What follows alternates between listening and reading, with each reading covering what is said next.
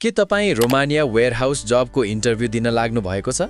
धेरैजसो नेपालीहरूलाई एक्ज्याक्ट प्रश्न थाहा नहुँदा अलमल पर्छ। आज म तपाईलाई इन्टरभ्यूमा सोधिने वास्तविक प्रश्नहरू र तिनको सजिलो उत्तर कसरी दिने भनेर बुझाउनेछु, ताकि इन्टरभ्यू बेला कन्फ्युजन नहोस्। पहिलो प्रश्न हुन्छ टेल मी अबाउट योरसेल्फ, जहाँ आफ्नो बारेमा भन्नुपर्छ। यहाँ धेरै लामो बोल्नु पर्दैन। भन्नुहोस् म नेपालबाट आएको हुँ, म मेहनती छु, फिजिकली फिट छु र वेयरहाउस काम सिक्न तयार छु। यति भने पुग्छ। दोस्रो प्रश्न हुन्छ do you have warehouse experience, जहाँ एक्सपिरियन्स छ कि छैन सोधिन्छ। यदि एक्सपिरियन्स छैन भने पनि डराउनु पर्दैन। भन्नुहोस् एक्सपिरियन्स छैन तर म छिटो सिक्छु र काम गर्न तयार छु।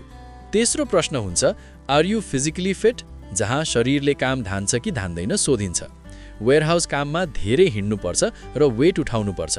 यहाँ भन्नुहोस् म फिजिकली फिट छु र लामो समय काम गर्न सक्छु। चौथो प्रश्न हुन्छ क्यान यु वर्क ओभरटाइम, जहाँ ओभरटाइम गर्न सक्नुहुन्छ कि सक्नुहुन्न भनेर सोधिन्छ। यहाँ सिधै पोजिटिभ उत्तर दिनुहोस्।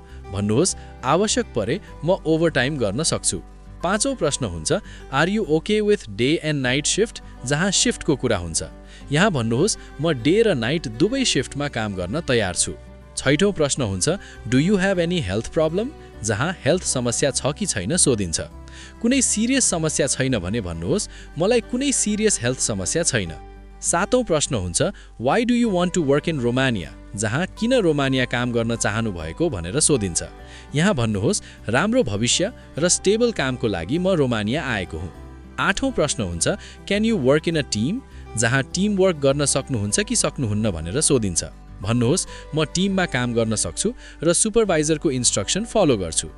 याद राख्नुहोस् यो इन्टरभ्यू इङ्ग्लिस टेस्ट होइन, ग्रामर पर्फेक्ट हुनु पर्दैन।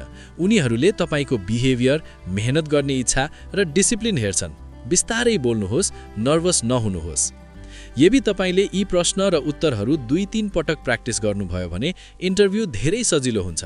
यस्तै विदेश सम्बन्धी वास्तविक जानकारीका लागि विदेश गाइड नेपाल च्यानल सब्स्क्राइब गर्न नबिर्सनुहोस्। अर्को भिडियोमा फेरि भेटौँला।